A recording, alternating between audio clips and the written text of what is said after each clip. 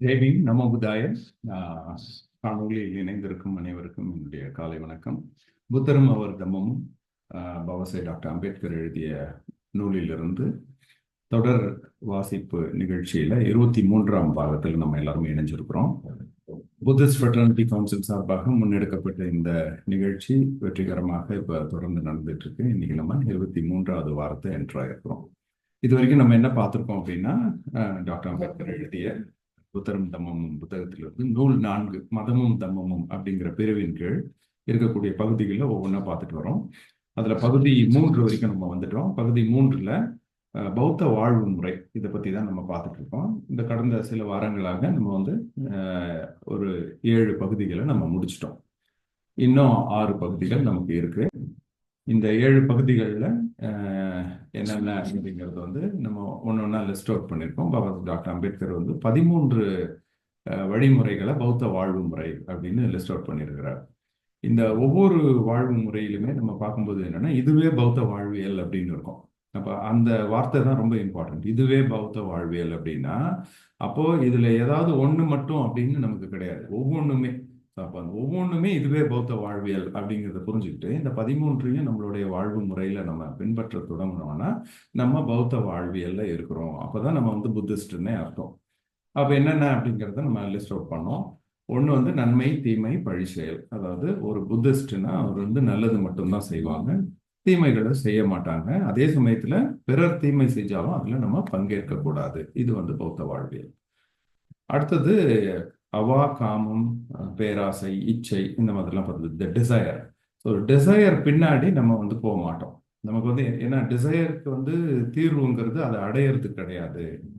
எவ்வளோதான் நம்ம வந்து ஆசைப்பட்டதை அடையணும்னு நினைச்சா கூட அடுத்த ஆசை வந்துடும். ஸோ அது வந்து ஒரு சொல்யூஷனா கிடையாது அப்படிங்கிறத, அப்போ ஒரு டிசையருக்கு என்ன சொல்யூஷன் அப்படிங்கிறத புரிஞ்சுக்கிறது ஒரு பௌத்த வாழ்வியல் அப்படிங்கிறது நம்ம 2வதா பார்த்தோம். 3வது வந்து துன்புறுத்தல், தீய விருப்பம் கொள்ளல் இருக்கக்கூடாது. ஏன்னா கிரீட், ஹேட் இது 2 தான் நமக்கு பௌத்தத்துல துக்கத்துக்கான காரணம் அப்படின்னு சொல்றோம்.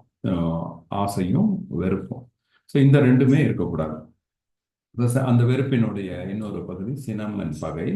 அப்ப இந்த சினமும் பகையும் இருக்கக்கூடாது. பகையை நம்ம என்ன பண்ணணும் அப்படின்னா, அன்பினாலதான் வெல்லணுமே வழிய பகையை வந்து இன்னொரு பகையினால வெல்லக்கூடாது. ஏன்னா பொதுவா நம்ம எல்லாருமே செய்யறது அதுதான். ஒருத்தனை பிடிக்கல அப்படின்னா நம்ம அவன் மேல வெறுப்பு காட்டுறோம். அவன் நம்ம மேல வெறுப்பு காட்டுறாங்கிறதுக்காகவே நம்ம அவன் மேல திரும்பி வெறுப்பு காட்டுறோம்.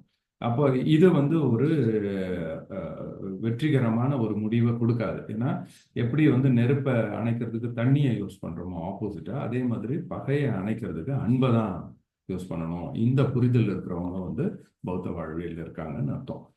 அடுத்தது மனிதன் அண்ட் மனம் மாசுகள் அப்படி பத்தி பார்த்தோம். அதுல வந்து மனம் தான் ரொம்ப இம்பார்ட்டன்ட்.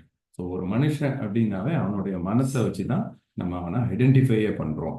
அப்போ அந்த மனம்ங்கிறது ரொம்ப ரொம்ப இம்பார்ட்டன்ட் அப்படிங்கிறது புரிஞ்சுக்கிறது தான் பௌத்த வாழ்வியல். பொதுவாக நமக்கு இருக்கிற புரிதல் என்ன அப்படின்னா, நம்மளை சுற்றி இருக்கிற சூழல்ல தான் நம்மளுடைய கவனம் ஃபுல்லாக இருக்கும். நமக்கு பிடிச்சமான ஒரு சூழலை உருவாக்கணும் அப்படின்னா, நமக்கு ஒரு பிரச்சனைன்னு வந்துச்சுன்னா அதுக்கு சொல்யூஷன் எங்க இருக்குன்னு வெளியில தான் தேடும். யார் காரணம்னு வெளியில தேடும். அந்த மாதிரி இல்லாம நமக்கு நம்மளுடைய பிரச்சனைகளுக்கு சொல்யூஷன் வந்து நம்மளோட மைண்ட்ல தான் இருக்கு அப்படிங்கிறது யாருக்கு புரியுதோ அவங்க வந்து பௌத்த வாழ்வியல் இருக்காங்கன்னு அர்த்தம். அப்புறம் நம்ம வந்து ஒரு மனிதனுடைய தனிப்பட்ட அடையாளம்ங்கிறது என்ன அப்படின்னா, அவனுடைய அந்த செல்ஃப், அந்த சென்டியன்ட் பீயிங், அதாவது உயிர் அண்ட் உணர்வு உள்ள எந்த ஒரு உயிரினமும் இது தான் அப்படின்னு அடையாளப்படுத்திக்கணும்னா முதல்ல வந்து அது தன் கட்டுப்பாட்டுக்குள்ள வச்சிருந்தா மட்டும்தான் இது நான் சொல்லிக்கக்கூடிய ஒரு உரிமையே அதற்கு இருக்கும். இப்போ நம்ம ஒரு அறிமுகப்படுத்திக்கிறோம்னா கூட இதுதான் நான் அப்படின்னு நான் சொல்றேன் அப்படின்னா, நான் வந்து என்னுடைய கட்டுப்பாட்டுக்குள்ள இருந்தா மட்டும்தான் என்ன நானே உரிமை கொள்ளாட முடியும். அப்போ நமக்கு பொதுவா எந்த ஒரு பொருளும் நம்ம கட்டுப்பாட்டுல இருந்தாதான் அது என்னோடதுன்னு சொல்லும். அந்த பொருள் வேற ஒருத்தவங்க கட்டுப்பாட்டுல இருந்தா அது என்னோடதுன்னு உரிமை கொண்டாட முடியாது. அப்போ இது நான் அப்படின்னு நான் என்னை பத்தியே நான் ஒரு உரிமை கொண்டாடி இதுதான் நான் என்னை அறிமுகப்படுத்திக்கிறேன் அப்படின்னா, முதல்ல நான் எனக்குள்ள கட்டுப்பாட்டுக்குள்ள இருக்கணும். இது சுய கட்டுப்பாடு அப்படிங்கிறது பௌத்த வாழ்வியல். அந்த சுய கட்டுப்பாடு இல்லாதவங்க தன்னை தானே இன்ட்ரடியூஸ் கூட பண்ணிக்க முடியாது. அதற்கான தகுதி கூட இல்லை. அந்த ஒரு புரிதல் இருக்கிறது வந்து பௌத்த வாழ்வியல்.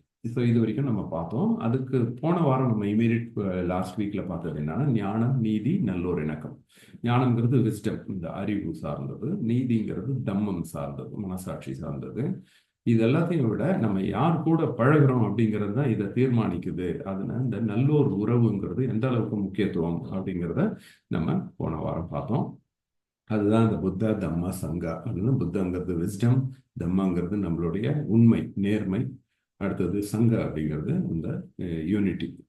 இந்த மூணும் ஒரு மனிதன் தன்னுடைய வாழ்வியல்ல நம்ம பயன்படுத்தணும். நம்மளுடைய அறிவை பயன்படுத்தணும், மனசாட்சி படி நடந்துக்கணும். அதுதான் பாபா சாஹேப் டாக்டர் அம்பேத்கர் சொல்றது இன்டெலெக்சுவல் ஆனஸ்டி. ஸோ அது புத்தாவும் தம்மாவும் சரி. அப்போதான் ஒரு சொசைட்டி நல்லபடியாக வரும். அந்த சொசைட்டி தான் சங்கா.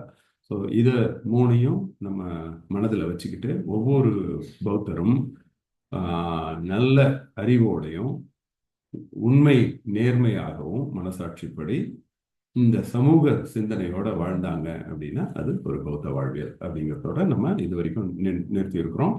இப்போ அதன் அடுத்த பகுதியாக ஆழ்ந்த சிந்தனை, நற்கவனம், அதாவது தாட்ஃபுல்னஸ் அண்ட் மைண்ட்ஃபுல்னஸ், அதை தான் நம்ம இப்போ இந்த வாரம் பார்க்க போகிறோம். தாட்ஃபுல்னஸ் அப்படின்னா நம்ம எந்த ஒரு விஷயம் எடுத்தாலும் அதில் வந்து ஆழ்ந்த சிந்தனையும் கவனமும் இருக்கணும். அப்போ அப்படி இருந்துட்டு நம்ம வந்து பொறுப்போடையும் துணிச்சலோடையும் அந்த செயலை நம்ம செய்யணும். பொறுப்போடனே அந்த ஏர்னஸ்ட்னஸ் அப்படின்னு இங்கிலீஷில் பாபா சாஹேப் டாக்டர் அம்பேத்கர் எழுதியிருக்குது ஏர்னஸ்ட்னஸ். இந்த ஏர்னஸ்ட்னஸ் அப்படிங்கிறது என்ன அப்படின்னா, அதே முனைப்பா ஒரு ஒரு காரியம் எடுத்தோம்னா அதில் வந்து முழு கவனமும் அதில் செலுத்தி அதில் சின்சியராக நம்ம அதை வந்து அதில் முழுமையாக ஈடுபடுத்திக்கிட்டு துணிச்சலோட அந்த காரியத்தை நம்ம செஞ்சோம் அப்படின்னா அது கண்டிப்பாக நம்ம எதிர்பார்த்த ரிசல்ட் கொடுக்கும். அப்போ நமக்கு வந்து ஏமாற்றம் இருக்காது. ஏமாற்றம் இல்லைன்னா நமக்கு துக்கப்பட வேண்டிய அவசியம் இல்லை. ஸோ அதனால தான் இந்த தாட்ஃபுல்னஸ் அண்ட் மைண்ட்ஃபுல்னஸை அது ஒரு தனி பகுதியாக நம்ம பௌத்த வாழ்வியல் நம்ம அதை ப்ராக்டிஸ் பண்ணணும். இதுவே பௌத்த வாழ்வியல் அப்படின்னு சொல்கிறோம். அப்போ நமக்கு வந்து இப்போ இது வந்து 8வது பாயிண்டாக ஆட் ஆகுது. ஒரு பௌத்த வாழ்வியல்ல என்னென்ன இருக்கணும் அப்படின்னு நம்ம லிஸ்ட் அவுட் பண்ணும்போது அதில் இந்த பாயிண்ட் ஆழ்ந்த சிந்தனை, தாட்ஃபுல்னஸ், நற்கவனம், நல்ல ஒரு ஃபோக்கஸ்டா அட்டென்ஷனாக இருக்கிறது, அது வந்து மைண்ட்ஃபுல்னஸ். இந்த ரெண்டும் சேர்ந்தது பௌத்த வாழ்வியல் அப்படின்னு பார்க்கலாம். ஏன் தாட்ஃபுல்னஸ்? அப்படி தாட்னா என்ன? சிந்தனை. நம்ம மனசுல ஓடக்கூடிய சிந்தனைகளை தான் தாட்டுன்னு சொல்லுவோம். இந்த தாட்டு தான் எல்லா செயல்களையும் தீர்மானிக்குது. எந்த ஒரு செயல் நம்ம செஞ்சாலும் அல்லது செய்யலைனாலும் அதன் பின்னாடி ஒரு தாட் இருக்கும். இதை நம்ம செய்யணும் அப்படின்னு நம்ம எண்ணம் இருந்திருக்கோம், இல்லை இதை செய்யக்கூடாதுன்னு நம்ம எண்ணம் இருந்திருக்கும். அப்போ அந்த எண்ணம் தான் முடிவு பண்ணுது எந்த ஒரு செயலையும். அதுதான் நம்மளுடைய அடிப்படை. ஒவ்வொரு செயலையும் இதுதான் வந்து கட்டமைக்குது. அப்போ தீய எண்ணத்தோட ஒருத்தன் பேசினாலோ அல்லது செயல்பட்டாலோ அது துன்பத்தை கொடுத்துரும், துக்கத்தை கொடுத்துரும். அதே மாதிரி நல்ல எண்ணத்தோட ஒருத்தன் பேசினாலோ அல்லது செயல்பட்டாலோ அது இன்பத்தை கொடுக்கும். இதுதான் அடிப்படை புரிதல் பௌத்தத்துல. அந்த கம்ம நியம அப்படிங்கிறது, நம்ம கம்ம அப்படிங்கிறது செயல். அந்த செயல் கூட பௌத்தத்துல எப்படி அர்த்தம் ஆகுதுன்னா தாட், அதனுடைய எண்ணம்.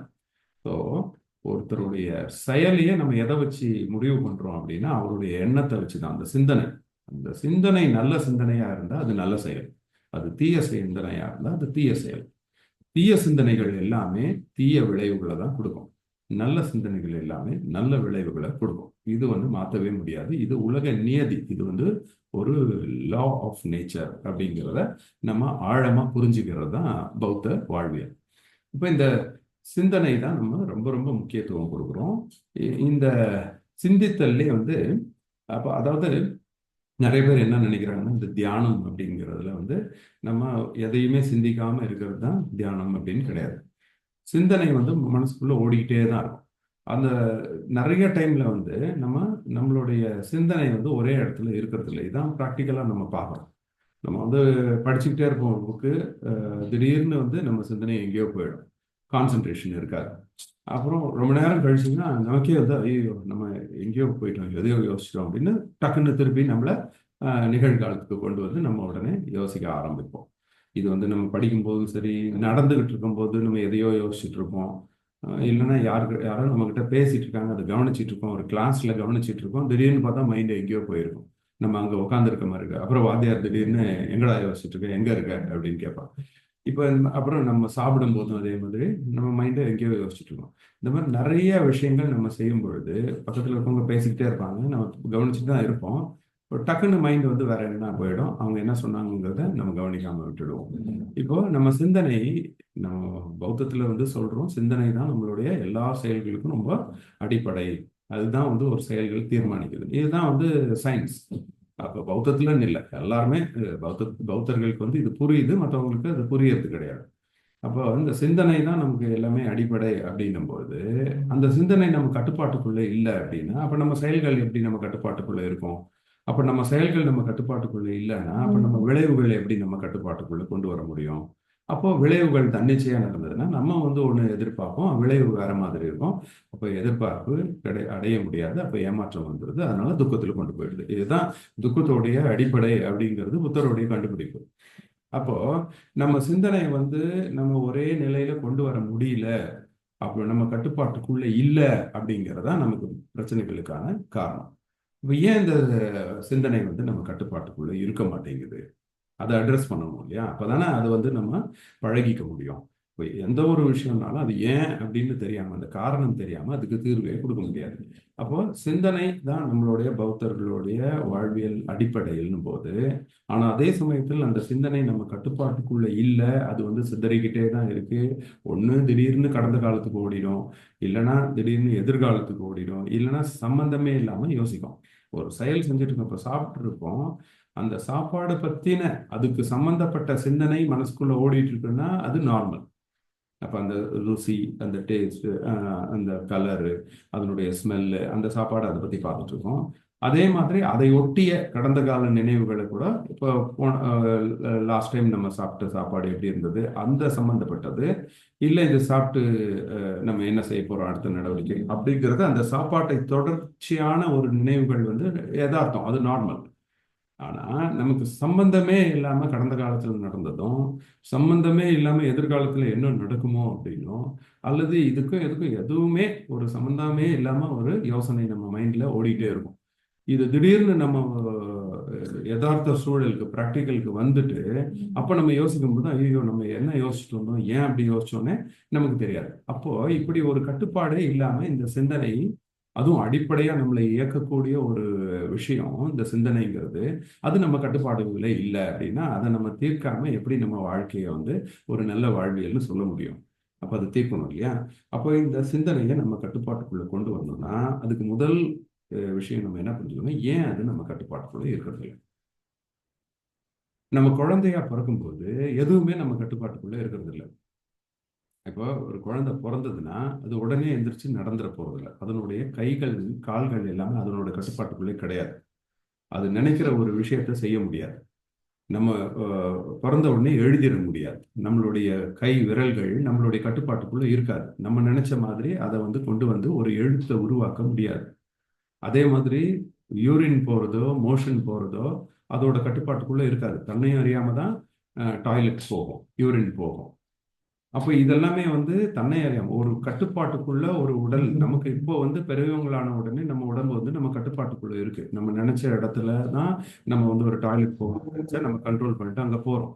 அதே மாதிரி நம்ம நினைக்கிறத நம்ம கை செய்யும், நம்ம நினைக்கிற இடத்துல நம்ம கால் போகும், நம்ம நினைக்கிற விஷயங்களை நம்ம கண்டு பார்க்கும். அப்போ அந்த ஒரு விஷயம் எது எது நம்ம செய்யணும்னு நினைக்கிறோமோ அதை நம்ம கட்டுப்பாட்டுக்குள்ள கொண்டு வரோம். ஆனா குழந்தை பிறந்த உடனே இந்த மாதிரி கட்டுப்பாட்டுகள் எதுவுமே கிடையாது. அப்ப என்னதான் அதோட இருக்கும் அப்படின்னா அடிப்படை செயல்பாடுகள் மட்டும்தான் இயற்கையாவே நம்ம கிட்ட இருக்கும். அடிப்படை செயல்பாடுகள் மீதி எல்லாமே நம்ம தான் பழகிக்கிறோம். இப்போ ஒரு எழுத்து எழுதணும் அப்படின்னாலும் நம்ம விரல்கள் நம்மளுடைய கட்டுப்பாட்டுக்குள்ள இருந்தா மட்டும்தான் அதை எழுத முடியும். ஆனா இது வந்து நம்ம பிறக்கும்போது நம்ம கிட்ட கிடையாது. ஆனா நம்ம அதை வந்து பழகிக்கிறோம். அப்ப என்னதான் நமக்கு அடிப்படையில பேசிக்கா இருக்கும் அப்படின்னா நம்ம பிறக்கும் போதே ஒரு சில விஷயங்கள் மட்டும் இயற்கையாகவே அமைய பெற்றிருக்கும். அதெல்லாம் என்ன அப்படின்னா நம்மளுடைய ஹார்ட் பீட்டு, அப்புறம் நம்மளுடைய செரிமானம், அப்புறம் கிட்னி வந்து யூரினை தயாரிக்கிறது, லிவர் ஃபங்க்ஷன் ஆகிறது, குடல் வந்து அந்த செரிமானத்தை கொண்டு போய் அதை ஃபுட்டை வந்து பாஸ் பண்ணி மோஷனாக வெளியேற்றுறது. இந்த மாதிரி நிறைய விஷயம், ஒரு ஹார்மோன்ஸ் நம்ம உடம்புல சுரக்கிறது, நம்மளுடைய எதிர்ப்பு சக்திகள், இந்த மாதிரி விஷயங்கள்லாம் பேசிக்காவே ஃபீடிங் ஆயிருக்கும் நம்ம உடம்புக்குள்ள. இதெல்லாம் இயல்பா நடக்கும். இதன் பிறகு வரக்கூடிய விஷயங்கள் எல்லாமே நம்மளா வந்து பழகிக்கிறோம். அப்போ இப்போ இது வந்து ஒரு எக்ஸாம்பிளுக்கு சொல்லணும்னா ஒரு செல்போன் மாதிரி. இப்போ செல்போன் வாங்குறோம் அப்படின்னா அதுல ஃபேக்டரி செட்டிங்னு ஒரு டிஃபால்ட் மோட்ல நிறைய விஷயங்கள் இருக்கும் அதுக்கு உள்ளாரே. அதெல்லாம் அடிப்படை செயல்பாடுகள் அது ஃபீடிங் ஆகி வரும். ஆனா அந்த செல்போன் நம்ம வாங்கின பிறகு நம்ம தான் அதை வந்து சார்ஜ் போடணும், அதை ஆன் பண்ணணும், அதுக்கப்புறம் அதில் வந்து நம்மளுடைய கான்டாக்ட்ஸை நம்ம ஆட் பண்ணணும், அப்புறம் நமக்கு பிடிச்சமான ஆப்புகளை நம்ம டவுன்லோட் பண்ணணும், அந்த ஆப்பை எப்படி ஃபங்க்ஷன் பண்ணுறதுன்னு நம்ம பழகிக்கணும். அதுக்கப்புறம் தான் அந்த செல்ஃபோன் வந்து நம்ம கட்டுப்பாட்டுக்குள்ளே இருக்கும். நம்ம என்னென்ன வேணுமோ அதை நம்ம அந்த செல்போன் மூலமும் சாதிச்சுக்க முடியும். இதே மாதிரி தான் நம்மளுடைய உடம்புமே. இந்த உடம்புலையுமே வந்து டிஃபால்ட் ஃபேக்டரி செட்டிங்னு இதெல்லாம் வந்து இருக்கும் ஆல்ரெடி. அதை நம்ம வந்து போய் மாற்றவும் முடியாது. செல்போனில் கூட நம்ம நினைச்சோம்னா அதனுடைய உள்ள போய் அதனுடைய ஃபங்க்ஷனிங்கை நம்ம மாற்றவே முடியாது. ஒரு கிளாக்குங்கிறது அடிப்படையாக செட் பண்ணி வச்சிருப்பாங்க, அது உள்ள ரன் ஆகிட்டு தான் இருக்கும். நம்ம கிளாக் செட்டிங் வேணா பண்ணிக்கலாம், பட் அதனுடைய உள்ள வந்து நம்ம போக முடியாது. அந்த மாதிரி பேசிக் ஃபங்க்ஷனிங் வந்து ஆல்ரெடி ப்ரீ ஃபார்ம்டு ப்ரோக்ராம்டு வச்சு ஒரு ஃபேக்டரி மோட்ல டிஃபால்ட்டாக செட் பண்ணி வச்சிருப்பாங்க. அந்த மாதிரி நம்ம உடம்புலையும் டிஃபால்ட்டாக இந்த ஃபங்க்ஷன்ஸ் எல்லாம் இருக்கும். ஓகே, இதன் பிறகு நம்ம என்ன பண்றோம், நம்ம வந்து எப்படி செல்போன்ல வந்து நமக்கு பிடிச்சமான ஆப்புகள்லாம் டவுன்லோட் பண்றோமோ அந்த மாதிரி நம்ம மைண்ட்லயும் நம்ம வந்து நிறைய விஷயங்களை நம்ம உள்ள கொண்டு வரோம். எப்படி ஒரு செல்போன்ல நமக்கு தேவையில்லாத மெசேஜஸை டெலீட் பண்றோமோ, தேவையில்லாத ஆப் எதுனா வந்துருச்சுன்னா அதை டெலீட் பண்றோமோ, ஒரு வைரஸ் உள்ள வந்துச்சுன்னா அதை டெலீட் பண்றோமோ, அதே மாதிரி நம்ம மைண்ட்லயும் நம்ம தேவையில்லாத விஷயங்கள் உள்ள வரும்போது அதை நம்ம டெலீட் பண்ணுவோம். இந்த மாதிரி தான் நம்ம பழகணும். அப்போ எந்த ஒரு விஷயம்னாலும் அடிப்படையில் ஒரு டிஃபால்ட் செட்டிங்ஸ்னு ஒன்று இருக்கும். அதுக்கப்புறம் நமக்கு எக்ஸ்ட்ரா செட்டிங்ஸை நம்ம தான் ட்ரெயின் ஆகிடும். இது வந்து ஒரு செல்ஃபோனாக இருந்தாலும் சரி, நம்ம பாடியாக இருந்தாலும் சரி, இதை அப்படி ஈக்குவேட் பண்ணி பார்த்தா நமக்கு நல்லா புரியும்.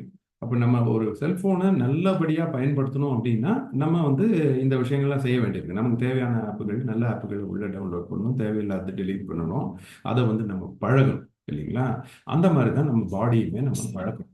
ஒரு குழந்தை பிறந்ததுல இருந்து அது வந்து உடனடியா எல்லாத்தையுமே செஞ்சிடறது இல்லை. அந்த பழக்கம் வந்து கொஞ்சம் கொஞ்சம் கொஞ்சமா தான் நடக்குது. இது வந்து மைல்ஸ்டோன், ஒரு சைல்டோட டெவலப்மெண்டல் மைல்ஸ்டோன்னு சொல்றோம்.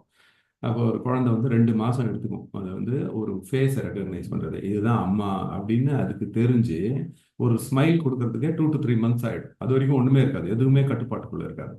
அதுக்கப்புறம் 6 மாசம் ஆன பிறகுதான் கொஞ்சம் குப்புற அடிச்சு படுத்து, அதுக்கப்புறம் எந்திரிச்சு உட்கார ட்ரை பண்ணுது, அதுக்கப்புறம் எந்திரிச்சு நிக்க ட்ரை பண்ணுது, அப்புறம் நடக்கிறது. இந்த மாதிரி ஒவ்வொன்றுமே நம்ம வந்து பழகி தான் நம்ம வந்து கொண்டு வரோம். அப்புறம் ஒரு 4-5 வயசுக்கு பிறகுதான் எந்திரிச்சு நடக்கிறது, நம்ம நல்லா ஸ்டெபிலிட்டி ஆகிறோம். கலர்லாம் என்னன்னு தெரியும், டேஸ்ட் என்னென்னு தெரியும். இப்போ இந்த மாதிரி ஒவ்வொரு விஷயத்தையும் நம்ம பழகின பிறகுதான் நம்ம செய்ய ஆரம்பிக்கும். இப்போ சர்வசாதாரணமாக நம்ம டக்குன்னு எந்திரிச்சு நடந்து போகிறோம் அப்படின்னா, நடந்து போகிறது நம்ம கவனத்தில் கூட கிடையாது. நம்ம நடந்துகிட்டு இருக்கோமான்னு கூட நமக்கு தெரியாது, அது ஆட்டோமேட்டிக்காக நடக்கும். அப்போ டிஃபால்ட்டாக நடக்கிறோம். ஆனால் அந்த டிஃபால்ட் நடக்கிறது வந்து நம்மளுடைய ஃபேக்டரி செட்டிங் மாதிரி பிறப்பிலே கிடையாது. அதை நம்ம பழகிக்கிறோம். ஸோ இந்த விஷயம் நம்ம புரிஞ்சுக்கிட்டா தான் நம்ம அடுத்த ஸ்டெப்புக்கே போக முடியும். இந்த மாதிரி நம்ம என்ன பண்ணுறோம், நம்மளுடைய புலன்கள் இருக்கு இல்லைங்களா, நம்ம வந்து பௌத்தத்தில் பொறுத்த வரைக்கும் புத்தர் சொல்லி இருக்கிறது வந்து நமக்கு வந்து 6 புலன்கள் இருக்கு. ஆனால் பொதுவாக நம்ம என்ன பண்ணுறோம், ஐம்புலன்கள்னு சொல்கிறோம். இந்த ஐம்புலன்கள் அப்படிங்கிறது கேட்கறது, நுகர்றது, ருசிக்கிறது, அப்புறம் தொடு உணர்ச்சி, அப்புறம் பார்வை உணர்ச்சி. இந்த 5ஐயும் 5 புலன்கள்னு சொல்கிறோம். இந்த 5 புலன்களுமே நம்ம வந்து ட்ரெயின் தான் ஆகும். இப்போ ஒரு குழந்தை வந்து பிறந்த உடனே அது பார்க்குது அப்படின்னா அது கண்ணு வந்து ஒரு பார்வை இருக்கும். ஆனால் அதை வந்து நம்ம ட்ரெயின் பண்ண தான் நம்ம என்ன விஷயத்த பார்க்குறோம், அதனுடைய கலர் என்ன, இது யாரு, அவங்க நல்லவங்களா கெட்டவங்களா, இது நமக்கு பிடிச்சிருக்கா பிடிக்கலையா, இப்படின்னு எல்லாத்தையுமே இந்த ஒவ்வொரு புலன் ரீதியாகவும் நம்ம மைண்டை வந்து ட்ரெயின் பண்ணுறோம். அந்த மைண்டுக்கு வந்து அது போய் சேருது இந்த விஷயங்கள்லாம். இதை தான் புத்தர் வந்து வின்னா, சன்னா, வேதனா, சங்காரா அப்படின்னு இந்த 4 செயல்பாடுகள்ல நம்மளுடைய மைண்டு வேலை செய்யுது. இப்போ உதாரணத்துக்கு ஒரு சவுண்டு கேட்குது அப்படின்னா வின்னா, அது வந்து அந்த ஒலி உணர்வு, ஏதோ ஒரு சத்தம் அப்படிங்கிறது, அந்த சத்தம் அப்படிங்கிற அந்த உணர்வு. இதுக்கு நமக்கு என்ன வேணும் அப்படின்னா நம்மளுடைய புலன் செவி வேணும். அதுக்கப்புறம் அந்த சத்தத்தை உருவாக்கக்கூடிய ஒரு பொருள் வேணும். இது ரெண்டுமே பொருள் சார்ந்தது. இப்போ இது வந்து விண்ணான்னு சொல்றோம், ஒளி உணர்வு வந்துடுச்சு. அடுத்தது சன்னா, அதாவது அது புரிதல். இது என்ன ஒலி, அது ஒரு பெல்லோடைய சத்தமா, இல்லை வந்து ஒரு மரக்கட்டை அடிக்கிற சத்தமா, இல்லை யாராவது பேச்சு சத்தமா, இல்லை ஒரு விலங்கோட சத்தமா அப்படிங்கிறது நம்ம புரிஞ்சுக்கிறோம் இல்லையா. இதுக்கு நம்ம மைண்டை ட்ரெயின் பண்ணியிருந்தா தான் அதை வந்து புரிஞ்சுக்க முடியும். இது வந்து சன்னா. அதுக்கப்புறம் தான் அந்த சத்தம் நமக்கு வந்து இனிமையா இருக்கா, இல்ல வந்து நமக்கு அது வந்து பிடிக்கலையா அப்படிங்கிற அந்த வேதனை அதை வந்து பிரிக்குது. இது நல்லது, இது பிளசண்டா இருக்குது, அன்பிளசண்டா இருக்குன்னு பிரிக்குது. அதுக்கப்புறம் அதை ஒட்டி மைண்ட் வந்து ஒரு அபிப்பிராயத்தை உருவாக்கிக்குது. ஓகே, இந்த சத்தம் வந்து எனக்கு வேணும், நல்லா இருக்கு, இதமா இருக்கு, அதை இன்னொரு வாட்டி கேட்கணும் போல இருக்கும். இன்னொரு சத்தம், ஐயோ இது நமக்கு வரவே கூடாது, இந்த சத்தத்தை கேட்கக்கூடாது, இது எனக்கு பிடிக்கல அப்படின்னு முடிவு பண்ணுது இல்லையா? இது வந்து சங்கார். இது வந்து திருப்பி சுழற்சி. இதே சுழற்சியில தான் நம்ம அப்படியே பழகிட்டே வரும். இப்போ அடுத்த வாட்டி அதே சத்தம் கேட்கும்போது நமக்கு வந்து அதை வந்து நல்ல சத்தம்னு நம்ம மைண்டு சங்காரா முடிவு பண்ணி இருந்துச்சுன்னா ரொம்ப சந்தோஷமா இருக்கும் அதை கேட்கறதுக்கு. டக்குன்னு அதே இனிமை நமக்கு வரும். அதே அந்த சத்தத்தை வந்து இது சரியில்லைன்னு நம்ம மைண்ட் முடிவு பண்ணிருச்சுன்னா அந்த கேட்கும் போதே நமக்கு வந்து இரிட்டேட் ஆகிடும். அப்போ இதை எப்படி ட்ரெயின் பண்றோம்னா, இதுவும் வந்து நம்மளுடைய சுற்றுப்புற சூழல் தான் நம்மளை அதை ட்ரெயின் பண்ணுது. இப்போ இதெல்லாமே வந்து பழக்கத்துல தான் வருது. சுற்றி இருக்கிறவங்க அதை பழகுறாங்க. அம்மா நமக்கு வந்து பழகுறாங்க. ஒரு டேஸ்ட்னா கூட அதை எடுத்து, இப்போ குழந்தைக்கு வந்து எந்த டேஸ்ட்டும் தெரியாது. அதுக்கப்புறம் தான் அது அந்த சுவை உணர்வு அதை வந்து உணர ஆரம்பிக்கும். உணர ஆரம்பிச்ச உடனே அந்த மைண்ட் வந்து அதுக்கப்புறம் தான் இது என்ன சுவைன்னு அதுக்கு புரிய வைக்குது. இந்த புரிதல் எப்படி கிடைக்குது? வெளியில இருக்கவங்க தான் சொல்றாங்க, அம்மா சொல்லி கொடுக்குறாங்க அதுக்கு. இது வந்து சர்க்கரை, ஸ்வீட்டு, இனிப்பா இருக்கா அப்படின்னு நம்ம கேட்கும்போது நல்லா இருக்கா அப்படின்னு அந்த எக்ஸ்பிரஷன் நம்மளே அந்த குழந்தை மேல புகுத்துறோம். ஆ, நல்லா இருக்கும், இனிப்பா இருக்கும், சாப்பிடு அப்படின்னு. அப்போ அப்போ சூப்பரா இருக்கா அப்படின்னு சொன்ன உடனே அப்போ அந்த மைண்ட் வந்து எப்படி ட்ரெயின் ஆகுதுன்னா, அப்போ இனிப்புங்கிறது நல்லது, பொதுவா எல்லாரும் இது நல்லதுன்னு நினைக்கிறாங்க அப்படின்னும் போது நம்ம மைண்டு அது நல்லதுன்னு நினைச்சு ட்ரெயின் ஆயிடுது. இதே கசப்புன்னு வந்து ஐயா கசப்பு அப்படின்னு சுத்தி இருக்கிறவங்க சொல்லி பழகுறாங்க. அப்பதான் குழந்தை வந்து அப்படியே பழக ஆரம்பிக்குது. இந்த மாதிரி ஒவ்வொரு விஷயத்திலையும் ஒரு விருப்பு அல்லது வெறுப்பு நமக்கு வந்து இந்த ஐம்புலன்கள் மூலம் நம்ம உடம்பை வந்து அடையுது. அது நம்ம மைண்ட் வந்து ட்ரெயின் ஆயிடுது. இதை இப்படிதான் நம்ம ட்ரெயின் ஆக்கியோம். இதை வச்சு தான் நம்ம வந்து உயிர் வாழ போறோம். இந்த ஐம்புலன்களும் நமக்கு வந்து உயிர் வாழ்றதுக்கு ஒரு ஒரு உயிரினத்துக்கு ரொம்ப அவசியம். அதுக்கு வந்து உயிர் வாழ தேவையான பொருட்களையும் இந்த ஐம்புலன்கள் மூலமா தான் அடையும். அதே மாதிரி அதுக்கு உயிருக்கு ஆபத்தான விஷயங்களை கண்டுபிடிக்கிறதுக்கும் இந்த ஐம்புலன்கள் தான் அதுக்கு உதவும். அதனாலதான் இதை ட்ரெயின் பண்ணும். ஒவ்வொரு உயிரினமும் இதுக்கு ட்ரெயின் பண்ண வேண்டிய அவசியம் அதனால தான் வருது. என்னதான் ஃபேக்டரி செட்டிங் வந்து நமக்கு வந்து ஹார்ட் பீட் இருக்கு, டைஜஷன் இருக்கு, எல்லாம் இருந்தா கூட அது அப்படியே விட்டா அது இயங்காது. அதுக்கு இந்த ஐம்புலன்களையும் நம்ம ட்ரெயின் பண்ணி அதுக்கு தேவையான விஷயங்கள் கொடுத்தாதான் அது உயிர் வாழ முடியும். ஒரு சாப்பாடுன்னா இது வந்து நமக்கு பாதுகாப்பான சாப்பாடு அப்படின்னு கண்டுபிடிக்கிறதுக்கு இந்த ஐம்புலன்கள் இருக்கும். இது வந்து ஆபத்தான உணவு அப்படின்னாலும் இந்த ஐம்புலன்கள் வேலை செஞ்சாதான் அந்த ஆபத்தை உணர முடியும்.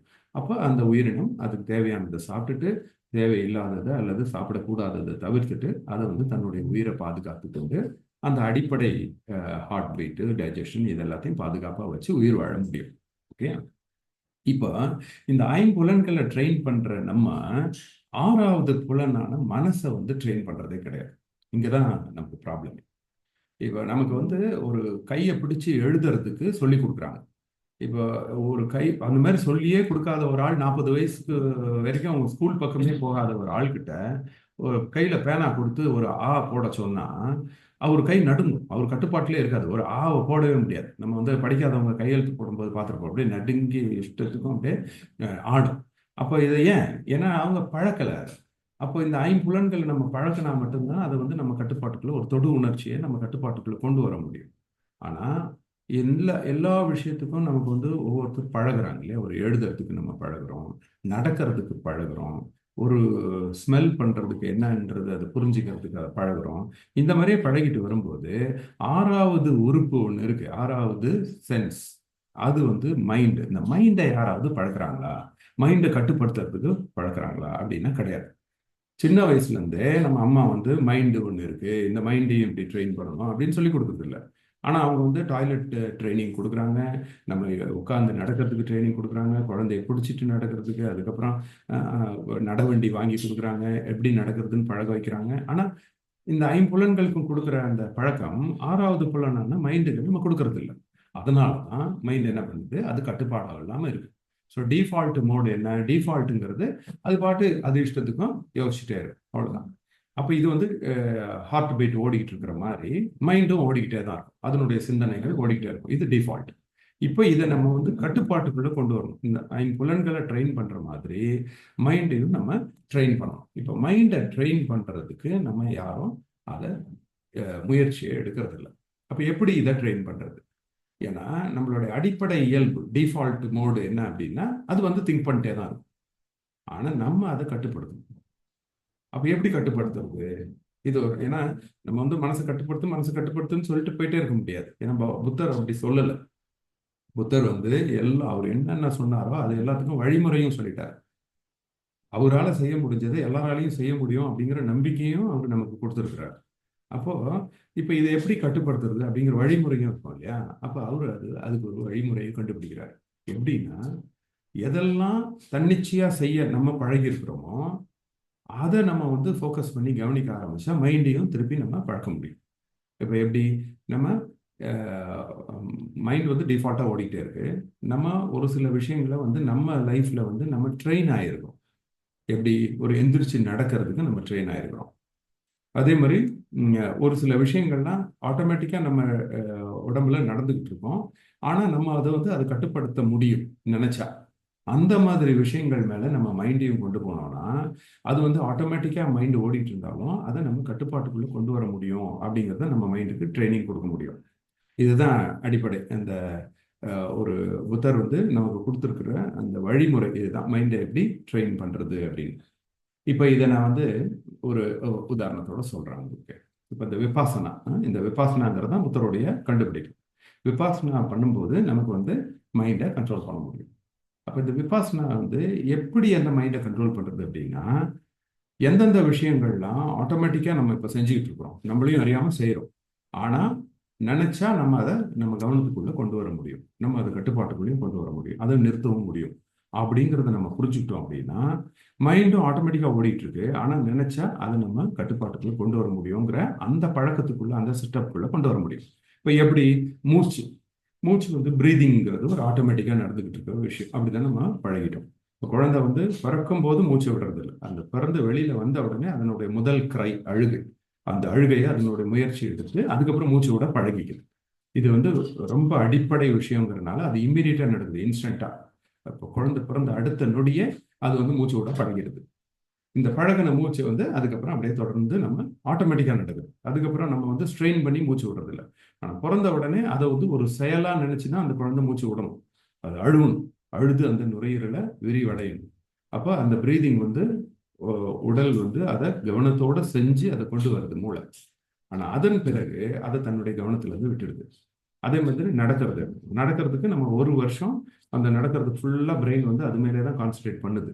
நம்மளையும் அறியாமல் அந்த கான்சன்ட்ரேஷன் நடக்கும். அதான் ட்ரைனிங். ஒரு கால் எடுத்து வைக்கிறோம் அப்படின்னா அந்த கால் பாதம் படுற தொடு உணர்ச்சி நம்ம பிரெயின் வந்து ரெக்கக்னைஸ் பண்ணுது. அதுக்கப்புறம் நம்ம வந்து நம்மளுடைய பேலன்ஸ், இந்த புவியீர்ப்பு விசைக்கு நம்மளுடைய பேலன்ஸை வந்து நம்மளுடைய ஈக்குலிபிரியம், அதாவது நம்மளுடைய செரிபெல்லம், சிறுமூளை வந்து அதை சென்ஸ் பண்ணிட்டு அந்த இடத்துல எந்த இடத்துல நமக்கு பேலன்ஸ் கொடுக்கணும், அந்த பேலன்ஸை ரெகக்னைஸ் பண்ணுறதுக்கு நமக்கு சென்சுவல் ஆர்கன்ஸ் இருக்கு. இந்த தொடு உணர்வு மூலம் நம்மளுடைய பேலன்ஸை நம்ம செய்யலாம். இந்த மாதிரி பிரெயின் வந்து நடக்கிறதுக்கு ட்ரெயின் ஆயிடுது.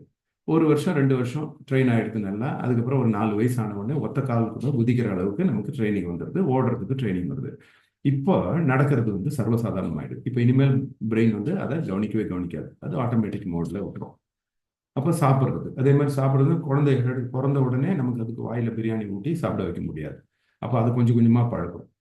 பால் குடிக்குது, அதுக்கப்புறம் அது கொஞ்சம் கொஞ்சம் செமி சாலிடா குழைச்ச உணவுகள் கொடுக்குறோம். அதுக்கப்புறம் தான் பல்லெல்லாம் வந்தோடனே கடிக்கிற உணவு கொடுக்குறோம். அப்புறம் எப்படி சூப்பர் மெல்றதை கூட நம்ம பழகுறோம்.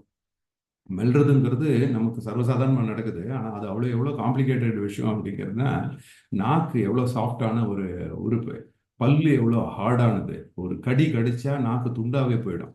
ஆனால் நாக்கு அதுக்குள்ளே இருந்துக்கிட்டு 2 பக்கம் 4 சுற்றி அதனோட சுற்றி வர பல்லு வந்து கிரைண்ட் பண்ணிட்டு இருக்கும்போதும் நாக்கு எவ்வளோ லாவகமாக அந்த உணவுப் பொருளை பல்லுக்கு கொடுத்துட்டு இது தப்பிச்சிடுது. அப்போ இதை வந்து நம்ம ட்ரெயின் ஆகிருக்கிறோம். இந்த ட்ரைனிங் வந்து நமக்கு நிறைய நாள் எடுக்குது. ஆனால் ட்ரெயின் ஆன உடனே என்ன பண்ணுறோம், நம்ம வந்து அதை ஆட்டோமேட்டிக் மோடில் போட்டுருவோம். இப்போ நம்ம சாப்பிட்டுக்கிட்டே வந்து எந்த விஷயம் வேணாலும் யோசிச்சுட்டு இருக்கலாம். பிரெயின் எங்கே வேணாலும் போயிடும். நம்ம என்ன சாப்பிட்டுட்டு இருக்கோம்னு கூட தெரியாது, எப்படி சாப்பிட்டுட்டு இருக்கோம், நம்ம நாக்கு எப்படி மூவ் ஆகுதுன்னு கூட நமக்கு தெரியாது. அதே மாதிரி நடக்கும்போதும் நம்ம பாட்டு யோசிச்சுட்டு இருப்போம், நம்ம செல்ஃபோன் பேசிட்டு இருப்போம், நடக்கும்போது வேற வேலை பார்த்துட்டு இருப்போம். நடக்கிறத வந்து நம்மளுடைய கவனத்திலே இருக்காது. ஆனால் இதுக்கு நம்ம ஆல்ரெடி ட்ரெயின் ஆகிட்டோம். இந்த மாதிரி எந்தெந்த விஷயங்கள்லாம் நம்ம ட்ரெயின் பண்ணி டிஃபால்ட் மோட்ல போட்டு ஆட்டோமேட்டிக்காக கொண்டு போகிறோம். ஆனால் நம்ம நினைச்சா நம்ம அதை கவனத்தை கொண்டு வந்துட முடியும். மூச்சை வந்து நினைச்சா நம்ம நிறுத்த முடியும். நடக்கிறத நினைச்சா டக்குன்னு நிறுத்த முடியும். சாப்பிட்றத நினைச்சா டக்குன்னு சாப்பிட்றத நிறுத்த முடியும். இந்த மாதிரி எந்த விஷயங்கள்லாம் ஆட்டோமேட்டிக்காக நம்ம லேர்ன் பண்ணிட்டோம், ஆனால் நம்ம கண்ட்ரோலில் தான் இன்னும் இருக்கோ, அதன் மேலும் கவனம் செலுத்துறதன் மூலம் மைண்ட் என்ன பண்ணுது, தன்னுடைய ஆட்டோமேட்டிக் மோட்ல இருந்து அதை கவனத்தில் கொண்டு வர ஒரு ட்ரைனிங்கை கொடுக்குறோம். இது வந்து பியோர் சயின்ஸ் தான். இதுதான் வந்து புத்தர் கண்டுபிடிக்கிறார். இதை கண்டுபிடிச்ச உடனே அவர் என்ன பண்றாரு, நம்ம மைண்டை வந்து ஒரு இடத்துல கொண்டு வந்து ட்ரைனிங் பண்றதுக்கு இந்த விபாசனா அப்படிங்கிற டெக்னிக்கை கொடுக்குறாரு. இப்போ இந்த விபாசனாங்கிறதே அதையே 4 வகையா பிரிக்கிறாங்க. ஒன்று வந்து காயானுபாசனா. காயானுபாசனாங்கிறது ஒரு பொருள் மேலேயோ ஒரு செயல் மேலேயோ நம்ம கவனத்தை செலுத்தி நம்ம மனசை ஒரு நிலைப்படுத்துறது. வேதானுபாசனா அப்படிங்கிறது, வேதனான உணர்வுகள் இல்லையா, உணர்ச்சி, வலி, தொடு உணர்வு, திடீர்னு ஒரு இடத்துல அரிக்குது, வலிக்குது, சூடா உணர்றோம். இந்த மாதிரி நம்ம உடல்ல இருக்கக்கூடிய உணர்வுகளை அது மேல கவனம் செலுத்தி அந்த உணர்வை வந்து மைண்டை ஃபோக்கஸ் பண்ண வைக்கிறது வந்து வேதானுபாசனம். அப்புறம் சித்தானுபாசனா, சிந்தானுபாசனம். சிந்தானுபாசனாங்கிறது என்னன்னா, நம்ம நம்ம மனசுல திடீர்னு ஒரு கோபம் வருது, ஒரு சந்தோஷம் வருது, ஒரு வெறுப்பு வருது அப்படின்னு என்னென்ன உணர்வுகள் நம்ம மைண்ட்ல வருதோ, மைண்ட்ல வரக்கூடிய உணர்வுகள், அதை நம்ம கவனிக்கிறது. இந்த இடத்துல நான் கோவப்படுறேன் அப்படின்னு நமக்கே தெரியும். ஆனா நிறைய பேருக்கு நம்ம அந்த மைண்டை ட்ரெயின் பண்ணலன்னா அது தெரியாது. அந்த டைம்ல கோவம் வரும், அதனுடைய செயலும் நடந்து முடிஞ்சிடும். அப்புறமா வந்து யோசிச்சு, ஐயோ நம்ம ஏன் இந்த இடத்துல கோவப்பட்டோம் அப்படின்னு நினைப்போம். ஆனா கோவம் வந்த உடனே இந்த இடத்துல நான் கோவப்படுறேன் அப்படின்னு மைண்ட் வந்து அவேரா இருந்துச்சுன்னா அது வந்து நம்மளுடைய கட்டுப்பாட்டுக்குள்ள இருக்குன்னு அர்த்தம். அப்போ மைண்டு கட்டுப்பாட்டுக்குள்ள கொண்டு வர்றதுக்கான ட்ரைனிங் இது. அது சிந்தானுபாசனம். அடுத்து தம்மானுபாசனங்கிறது தம்மத்தை பத்தி, அதாவது இந்த ஒரு விஷயத்துக்கு வந்து ஒரு அனிச்சானா என்ன, அனாத்தானா என்ன அப்படின்னு கூர்ந்து ஆழ்ந்து அதை பத்தியே யோசிச்சு அதை வந்து நம்ம மைண்டுக்குள்ள அதை பத்தின புரிதலை டெவலப் பண்ணிக்கிறது வந்து தம்மானுபாசனம். ஸோ இப்போ இது எல்லாமே ஒரு ஸ்டேஜ் பை ஸ்டேஜ் தான். ஃபர்ஸ்ட் எடுத்தோடனே காயானுபாசனா போனால் தான் நம்ம மைண்டை வந்து ஒரு நிலைப்படுத்தி கொண்டு வர முடியும். ஏதாவது ஒரு பொருள் மேலே நம்ம வைக்கணும். இந்த பொருள் மேலே அப்படின்னா ஒரு செயல் மேலே வைக்கணும்னா எதெல்லாம் நம்ம ஆட்டோமேட்டிக்காக நம்ம உடம்புல நடந்துட்டு இருக்கோ அந்த செயல்கள் மேலே கவனத்தை செலுத்தும் போது அது நமக்கு சுலபமாகுது. அப்போ ஒரு சுவாசம் அப்படின்னா நமக்கு வந்து இயற்கையாக இருக்கக்கூடிய சுவாசம். இந்த சுவாசம் வந்து நம்ம ட்ரெயின் ஆகி அதை டிஃபால்ட் மோடில் போட்டிருக்கோம், ஆட்டோமேட்டிக்காக ஓடிட்டு இருக்கு. இப்போ அதை நினைச்சா நம்மளால நிறுத்த முடியும். இப்போ மைண்டை சுவாசத்தின் மேலே கொண்டு வர்றது, கொண்டு வரும்போது நமக்கு வந்து அந்த மைண்ட் வந்து கண்ட்ரோல் பண்ண பழகிக்குது. இப்போ அடுத்தது பார்த்தீங்கன்னா நடைபயிற்சி. நடக்கும்போது நம்ம நடக்கிறது வந்து டிஃபால்ட்டாக நடந்துட்டு இருக்கு. இப்போ நடக்கிறது டிஃபால்ட்டாக இருக்கிறது நம்ம வந்து மைண்டை வந்து நடக்கிறதுல கவனம் செலுத்துறோம். இதுதான் வாக்கிங் மெடிடேஷன் சொல்றோம். இது சுவாசிக்கிறது மேல மெடிடேஷன் வந்து ஆனாபானா மெடிடேஷன். ஆனா அப்பானா. ஆனா மீன்ஸ் உள்ள இழுக்கிறது, அப்பானா வெளியில விடுறது. ஆனா அப்பானாங்கிறது ஆனாபானா மெடிடேஷன் அப்படின்னு சொல்றோம். இப்போ இதை வந்து அப்போ அந்த சுவாசத்தின் மேல கவனத்தை கொண்டு வந்தால் மைண்டை வந்து ஒரு இடத்துல கொண்டு வந்து ட்ரெயின் பண்ணும். நடக்கிறது வந்து டிஃபால்ட் மோட்ல நம்ம போட்டோம், ட்ரெயின் ஆயிட்டோம். ஆனா நினைச்சா நம்மளால நிற்க முடியும். இப்போ அந்த நடை மேல நம்ம கவனத்தை கொண்டு வரும். நடக்கிறதுல நம்ம வந்து இப்போ திடீர்னு நான் கேட்டேன்னு வச்சுக்கோங்களேன், உங்களுக்கு எத்தனை பேருக்கு சொல்ல தெரியும்னு தெரியல. நடக்கும்போது நம்ம வந்து குதிங்கால் ஃபர்ஸ்ட் வைக்கிறோமா, இல்லை விரல்களை வந்து ஃபர்ஸ்ட் வைக்கிறோமா, திருப்பி அடுத்த அடி எடுக்கும்போது குதிகால்ல இருந்து எடுக்கிறோமா, இல்லை விரல்கள்ல இருந்து எடுக்கிறோமா அப்படின்னு ஒரு நிமிஷம் யோசனை பண்ணி பாருங்க. நடக்காம அப்படியே மைண்ட்ல மட்டும் யோசனை பண்ணி பாருங்க நம்ம எப்படி பண்றோம். அதே மாதிரி ஒரு திரும்புறோம் அப்படின்னா அப்படியே திரும்பி திரும்பி வர்றதுக்கு எப்படி திரும்புறோம், எத்தனை டிகிரியில ஃபர்ஸ்ட் திரும்புறோம், எத்தனை ஸ்டெப் எடுத்து திரும்புறோம் அப்படின்றத யோசிச்சு பாருங்க. போறோம் அதே வழியில திரும்பி வரணும்னா அதை வந்து எத்தனை தடவை திரும்புறோம், ஒவ்வொரு தடவையும் எத்தனை டிகிரி நம்ம திரும்புறோம் அப்படின்னு நீங்க கொஞ்சம் யோசனை பண்ணிட்டு அதுக்கப்புறம் நீங்க உண்மையிலே நடக்கும்போது அதை கவனிங்க. கால் வந்து குதிக்கால் ஃபர்ஸ்ட் பட்டுச்சா, இல்லை வந்து பெருவிரல் பட்டுச்சா, இல்லை எந்த இடத்துல இருந்து திருப்பி அடுத்த ஸ்டெப் நடக்குது, அப்புறம் திருப்பி எப்படி போய் லேண்ட் ஆகுது, திரும்பும்போது எத்தனை டிகிரி திரும்புறோம், இதெல்லாம் வந்து ஆனால் டிஃபால்ட்டாக நடந்துட்டு தான் இருக்கு நம்மளுடைய கவனமே இல்லாமல். இப்போ நீங்கள் அதில் கவனத்தை செலுத்தி பாருங்க, அப்போதான் நமக்கே தெரியும், ஓ இப்படிதான் நம்ம நடந்துகிட்டு இருக்கோமா அப்படின்னு.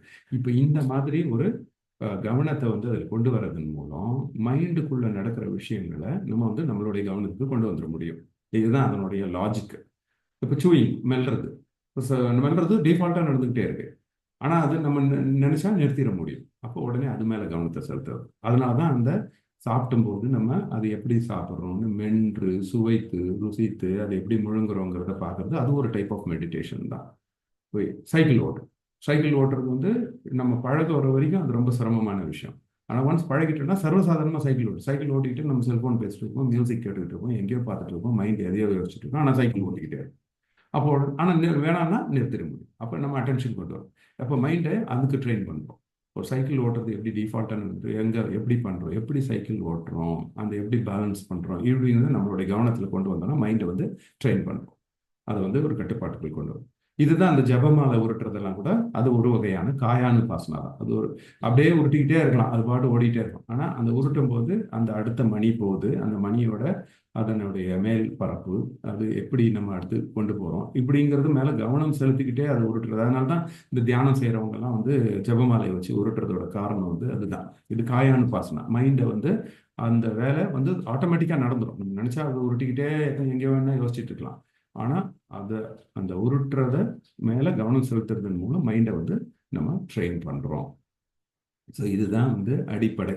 ஸோ எதெல்லாம் டிஃபால்ட் மோடில் நீங்கள் வந்து காய்கறி கட் பண்ணிக்கிட்டே நம்ம எதையோ யோசிச்சுட்டு இருக்கோம் இல்லையா, அந்த காய்கறி கட்டுறதன் மேலே அது கட் பண்ணுறதன் மேலே நம்மளுடைய கவனத்தை கொண்டு வர்றது. அந்த காயை பார்க்கறது, எவ்வளோ தூரம் நறுக்கிறோம், எவ்வளோ ஸ்லைஸ், அதனுடைய அகலம் எவ்வளோத்துல நம்ம நறுக்கிறோம், இந்த மாதிரி கவனம் செலுத்தும் போது இது ஒரு வகையில் வந்து இது ஒரு வகையான மெடிடேஷன்.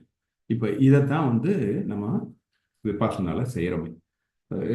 இதெல்லாமே வந்து காயானுபாசனம். நம்மளுடைய அன்றாட செயல்கள்லையும் நம்ம டிஃபால்ட்டாக எதெல்லாம் பழகிட்டோம் ஆனால் தன்னிச்சையாக செஞ்சுக்கிட்டே இருக்கோமோ, எதெல்லாம் நம்ம நினைச்சா நிறுத்திட முடியுமோ, நம்ம கண்ட்ரோலில் இருக்கோ, அதை வந்து நம்மளுடைய மைண்டுக்கு கவனத்துக்கு கொண்டு வரும்போது மைண்ட் என்ன லேர்ன் பண்ணுதுன்னா, அது டிஃபால்ட்டாக யோசிச்சுட்டு இருக்குல்ல, அதையும் அது வந்து கண்ட்ரோலில் கொண்டு வர முடியும் அப்படின்னு புரிஞ்சிக்க ஆரம்பிக்குது.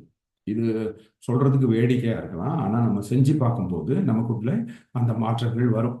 ஏன்னா நம்ம இவ்வளோ விஷயங்கள் பழகி இருக்கோமே, யாராவது நமக்கு சின்ன வயசுல இருந்து சொல்லி கொடுக்குறாங்களா, மைண்டுன்னு ஒன்று இருக்கு, மைண்ட் ஓடிக்கிட்டே இருக்கும், அதை நீ ஒரு நிலைப்படுத்தணும், அதையும் கண்ட்ரோல் பண்ணணும் அப்படின்னு யாரும் சொல்லி கொடுத்தது கிடையாது. ஆனா மைண்டு தான் எல்லாத்துக்கும் வந்து நமக்கு தெரியுது. மைண்டு தான் எல்லா வேலையும் அடிப்படை காரணம், மைண்டு தான் எல்லாத்துக்குமே அப்படின்னு எல்லாம் சர்வசாதாரணமாக சொல்லிடுறோம். ஆனால் அது மேலே நம்ம கவனம் செலுத்தி யோசிக்கிறதே கிடையாது. நீங்கள் அந்த சிந்தனை மீது கவனம் செலுத்துறது தான் பௌத்த வாழ்வியல். அதாவது நம்ம நிறைய பேர் நினைப்பாங்க ஒரு மெடிடேஷன்னா, நிறைய வீடியோஸ்ல கூட நான் பார்த்துருக்கேன், மெடிடேஷனா அப்படியே போய் ஒரு இடத்துல உட்காந்து எதையுமே யோசிக்காம உட்கார்றத பழகிறது தான். அப்படி கிடையாது. தாட்டுங்கிறது டிஃபால்ட் மோட், அது ஓடிக்கிட்டே தான் இருக்கும், எதையுமே யோசிக்க இருக்கவே முடியாது. கண்டிப்பா ஒரு யோசனை வந்துகிட்டே இருக்கும். ஆனா நம்ம என்ன யோசிக்கிறோம் அப்படிங்கிறது நம்மளுடைய கவனத்துல இருந்துச்சுன்னா அதுதான் மைண்ட்ஃபுல்னஸ். சிந்தனைங்கிறது தாட்ஃபுல்னஸ், அது சிந்தனை ஓடிக்கிட்டே தான் இருக்கும். ஆனா என்ன சிந்தனை ஓடுதுங்கிறது நம்ம கவனத்துல கொண்டு வருது மைண்ட்ஃபுல்னஸ். அதனால தான் தாட்ஃபுல்னஸ் அண்ட் மைண்ட்ஃபுல்னஸ் ரெண்டும் சேர்த்தது இந்த டாபிக்ல நம்ம கொண்டு வரோம். அப்போ இந்த சிந்தனை மீது கவனம், இப்போ சிந்தனையே இல்லாம இருக்க முடியாது, சிந்தனை ஓடிட்டு தான் இருக்கும். ஆனா அந்த சிந்தனை மீது கவனமா இருந்தோம்னா என்ன எதுக்காக அது இருக்கணும் அப்படின்னா, ஒரு தீய சிந்தனை வந்த உடனே நம்ம அதுல இருந்து வெளியில வந்துட முடியும் டக்குன்னு. அதை அப்படியே டெவலப் ஆக விட தான் அது ஒரு ஆசையா மாறுது, டிசையரா மாறுது. அதுக்கப்புறம் அதை செஞ்சே ஆகணுங்கிற ஒரு பற்று அது மேல ஏற்படுத்திடுது. அது செஞ்சாதான் எனக்கு அடுத்து திருப்திங்கிற லெவல்ல கொண்டு போயிடும். அப்போ இந்த தீய சிந்தனையை முளையிலே கட் பண்ணணும்னா அது நமக்கு உள்ள வந்த உடனே நமக்கு தெரிஞ்சிச்சுன்னா உடனே அதை கட் பண்ணணும். அப்போ சிந்தனை மீது கவனம் செலுத்தணும். இப்போ முதுகுல ஒரு பூச்சி ஊர்ந்துகிட்டு இருக்குன்னு வச்சுக்கோங்களேன், அது வந்து அவன் தெரியாத இருக்கிற வரைக்கும் நம்ம ஒண்ணுமே தெரியாது, அது அது அது அதை பத்தின ஒரு வெறுப்பே வராது. ஆனா அது தெரிஞ்ச ஆரம்பிச்ச உடனே ஐயோ அப்படின்னு அதை நம்ம தட்டி விடுவோம், ஒரு வெறுப்பு வந்துடும். இதெல்லாம் அது ஏற்கனவே ஊர்ந்துகிட்டு தான் இருந்துச்சு. ஆனா நம்ம கவனத்துக்கு வந்த பிறகுதான் நம்ம அதுக்கு ஆக்ஷன் எடுக்கணும். அதே மாதிரிதான் சிந்தனையும். சிந்தனை வந்து நம்மளுடைய தீய சிந்தனைகள் நல்ல சிந்தனைகள் ஓடிக்கிட்டே தான் இருக்கும். ஆனா நம்ம அது கவனத்துல வைக்கும்போது தான் நல்ல சிந்தனையை மட்டும் நம்ம டெவலப் பண்ணிக்கிட்டு தீய சிந்தனையை டெலீட் பண்ணும். எப்படி நம்ம ஒரு ஆப் இருந்தா கூட நம்ம அதுல வந்து நல்ல ஆப்பை வச்சுக்கிட்டு மோசமான ஆப்பை டெலீட் பண்ணிடுறோமோ, அந்த மாதிரி மைண்ட்லயும் நல்ல விஷயங்களை உள்ள வச்சுக்கிட்டு மோசமான விஷயங்களை வெளியே அனுப்பும். இதை நம்ம வந்து கண்டினியூஸா ட்ரெயின் பண்ணிட்டே இருக்கணும். நம்ம மைண்டை ட்ரெயின் பண்ண நம்ம மைண்டு நம்மளுக்கு எதெல்லாம் நல்லது எதெல்லாம் ஆபத்து அப்படிங்கிறத புரிஞ்சுக்குது. இப்போ நம்ம ஆர்டிஃபிஷியல் இன்டெலிஜென்ஸ் வருது இல்லைங்களா, ஆர்டிஃபிஷியல் இன்டெலிஜென்ஸில் நம்ம வந்து அதை ட்ரெயின் பண்ணுறோம். நம்ம அதுக்கு என்ன கமாண்ட் கொடுத்தா அது வந்து நமக்கு சாதகமான விஷயங்கள் கொடுக்கும், என்ன ப்ராம்ப்ட் கொடுக்கணும் அப்படிங்கிறது நம்ம ட்ரெயின் பண்ணுறோம். அது கொடுக்கறதுக்கு ஏற்ற மாதிரி தான் அது அதனுடைய அவுட்புட்டை அது கொடுக்குது. அப்போ அதை ட்ரெயின் பண்ணாதான் அதுக்கு நமக்கு கிடைக்கும். அதை எப்படி ப்ராம்ப்ட் பண்ணுறது, எப்படி அதுக்கு கமாண்ட் கொடுக்கறதுக்குன்னே தனியாக ட்ரைனிங் இருக்குன்னு சொல்கிறாங்க. அந்த ட்ரைனிங் எடுத்துக்கிட்டு நம்ம போய் ஆர்டிஃபிஷியல் இன்டெலிஜென்ஸை ட்ரெயின் பண்ணோம்னா ஆர்டிஃபிஷியல் இன்டெலிஜென்ஸ் நமக்கு ரொம்ப உதவி செய்யும். காலையில் எத்தனை மணிக்கு எந்திரிக்கணும்னா அது கரெக்டாக நம்மளை எழுப்பி விட்டுரும். இதெல்லாம் இப்போ நம்ம ஆர்டிஃபிஷியல் இன்டெலிஜென்ஸை ட்ரெயின் பண்ணுறோம். ஆர்டிஃபிஷியல் இன்டெலிஜென்ஸை ஏஐயை ட்ரெயின் பண்ணுற நாம ஆர்ஐயை ட்ரெயின் பண்ணுறதில்ல. அது artificial intelligence, real intelligence. Real intelligence நம்மக்கிட்ட ஒன்று இருக்கு இல்லையா. ஆர்டிஃபிஷியல் இன்டெலிஜென்ஸ் எப்போ வேணாலும் கை விட்டுரும். ஆனால் ரியல் இன்டெலிஜென்ஸ் நம்ம கூட இருக்க போகிற விஷயம். அந்த ரியல் இன்டெலிஜென்ஸ் மேலே நம்ம வந்து கவனம் செலுத்தினா நமக்கு ஆர்டிஃபிஷியல் இன்டெலிஜென்ஸே தேவை இருக்காது. நம்ம அது மேலே கவனம் செலுத்தாததுனால இப்போ என்ன பண்ணுறோம், ஆர்டிஃபிஷியல் இன்டெலிஜென்ஸ் மேலே கவனத்தை கொடுத்து அதை நம்ம ட்ரெயின் பண்ணுறதுல அவ்வளோ அக்கறையை கொடுக்குறோம். அது எப்போ வேணாலும் அது நம்மளை கைவிடுறதுக்கும் வாய்ப்பு இருக்குது. பட் நம்ம ஒவ்வொருத்தர் மைண்டுக்குள்ளேயும் ஒரு இன்டெலிஜென்ஸ் இருக்குது, அது ரியல் இன்டெலிஜென்ஸ். இந்த என்னதான் பூ மாதிரி நிறைய பிளாஸ்டிக் பூக்கள் இருந்தால் கூட ரியல் பூ பார்க்கும்போது அதனுடைய உணர்வு வந்து வேற மாதிரி இருக்கு. அந்த மாதிரி தான் நம்ம ஆர்டிஃபிஷியலாக எவ்வளோ விஷயங்களை நம்ம ட்ரெயின் பண்ணி கொண்டு வரோம். ரியல் இன்டெலிஜென்ஸை நம்ம ட்ரெயின் பண்ணோம்னா அது எவ்வளோ பெரிய ஆபத்தான சூழல்லேருந்தும் ஒரு உயிரினத்தை அது காப்பாற்றிடும். அதனுடைய இன்டெலிஜென்ஸை அது ட்ரெயின் பண்ண வைக்கும். அப்போ அந்த கவனம் ஃபர்ஸ்ட் இருந்தால் தான் நம்ம வெளியவே வர முடியும். ஒரு தீய சிந்தனை அது என்ன ஓமை புத்தர் கொடுக்குறாரு அப்படின்னா, ஒரு சேத்துல மாட்டிக்கிட்ட யானை அந்த சேத்துல இருந்து எப்படி தன்னை வெளியேற்றிக்குதோ அந்த மாதிரி தீய சிந்தனை உள்ள வந்துச்சுன்னா அதை முயற்சி எடுத்து நம்ம அதுல இருந்து வெளியில வந்துடணும். அந்த ஒரு பிக்சர் மெமரியை நம்ம வச்சுக்கணும். ஒரு யானை எப்படி சேத்துல மாட்டினா அதனுடைய ஃபுல் ஃபோர்ஸை பயன்படுத்தி அதை வந்து உதறி தள்ளிட்டு வெளியில எந்திரிச்சு வர முயற்சி செய்தோ அந்த மாதிரி ஒரு தீய சிந்தனை நம்ம மைண்ட்ல வந்துச்சுன்னா அதுல இருந்து நம்ம வெளியில வந்தோம். ஆனா அதுக்கு முன்னாடி தீய சிந்தனை உள்ள வந்துச்சுங்கிற கவனம் நம்ம அந்த சிந்தனை மேல இருக்கணும். இந்த சிந்தனை கட்டுப்பாடு யாருக்கு இருக்கோ அவங்க தான் உண்மையிலே அறிவாளி. அறிவாளிகள் அவங்களுடைய தாட் மேல கவனம் வச்சுப்பாங்க. அந்த தாட் மேல கவனம் வச்சிருக்கிறவன் நமக்கு வந்து இன்டெலிஜென்ட் பர்சனா தெரியும், அவன் யூனிக்கா தெரியும், அவன் ஒரு வித்தியாசமாவே தெரியும். அந்த வித்தியாசமான நபராக தான் நம்ம இருக்கோம்.